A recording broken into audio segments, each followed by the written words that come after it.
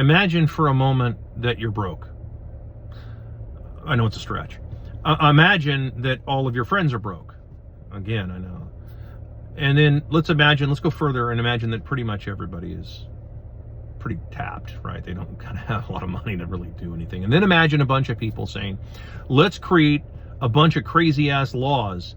And if people violate those crazy ass laws, we're going to put them in jail. And then you're like, okay, I see where this is going, but tell me how this is supposed to work. And you're like, okay, everybody's going to kick in a bunch of money. Stop right there. Stop right there. We're broke. We don't have any money to do this. I know where you're going already. You're wanting us to build a bunch of prisons to house all these people, right?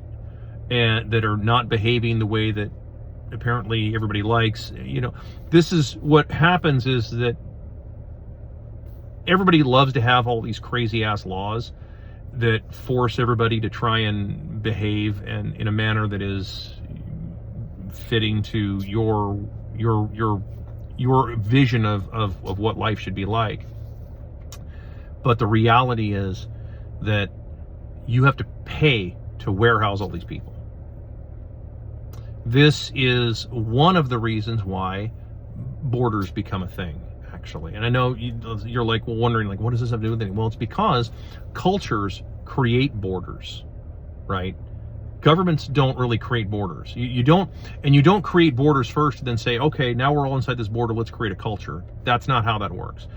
Cultures create a border because they say, okay, hey, look, we obviously can't control what everybody's doing. There's just no way. That's also immoral to do that. I mean, I'm not a moral philosopher here. In fact, I kind of rather detest the superkit of philosopher as a physicist.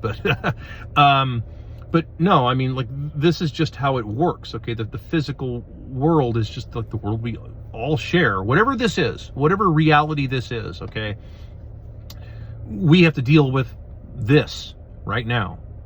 And we all understand that not everybody is going to want to have the same type of value system and the same type of life and lifestyles that we all want, right? We understand that.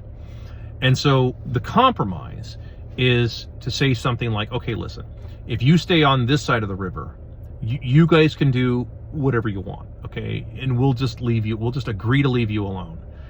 And we're going to stay on this side of the river and we're going to do what we want to do, okay?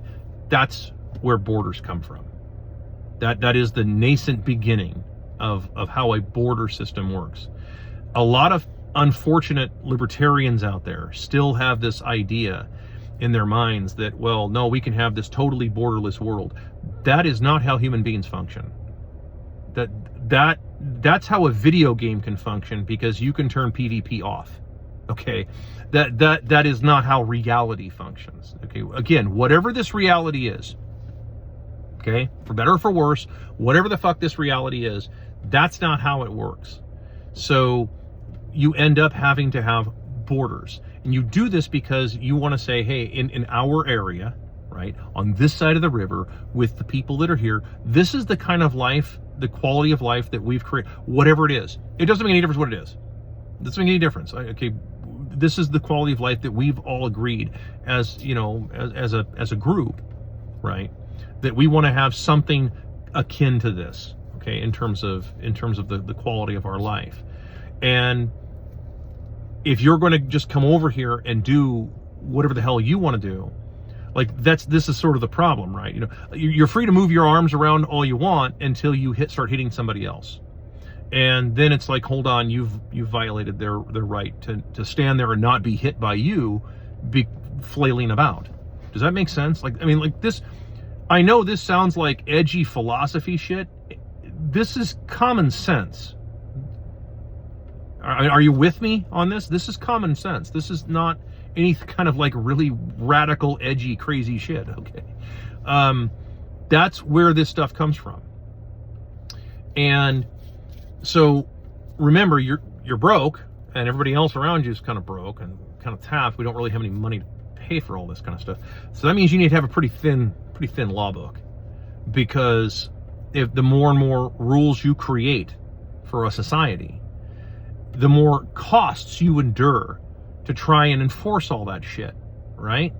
The cheapest way to have a culture, or the cheapest way to have a civilization that you want, is to have a culture, because then the culture does it for free, because then the people who are there at the culture, they police themselves, right? You know, for example purposes only, they put their trash in the trash can, right? They don't just throw it out the window, for instance, okay? So the people who like that kind of culture, that's what they don't need to have a whole ton of laws to enforce that, because they're just going to do it because they don't want to have to deal with that. They don't want to look at it. Is any of this making sense so far, right? This should not be revolutionary, you know, crazy stuff. This is pretty basic stuff. So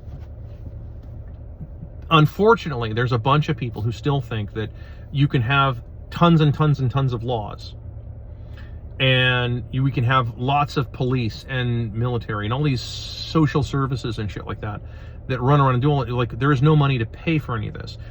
So especially when you're talking about real money, like hard money or hard currency, any kind of hard money that's out there, there's no way to pay for any of this. It becomes a truly level playing field. You're free to have whatever rules you want on your property, for example. And you're free to try and enforce whatever said rules are on your property to an extent. But that's it. It's like, this is where you have to beware, and this is part of the self-governing thing. It's where stories come from, by the way. You know, old Brothers Grimm stories, you know, the ones that are full of, if you ever read those stories, like kid stories, right? Those are stories designed to teach kids to not go into gingerbread houses. Not houses that are actually made of gingerbread, but the allure of a strange house and you might wind up in a cook pot kind of thing. Makes sense? So I hope that made sense to the people that have been hounding me about the fucking border issue. Like, borders come from cultures first. Everything after that, that's a different kind of thing. And if you have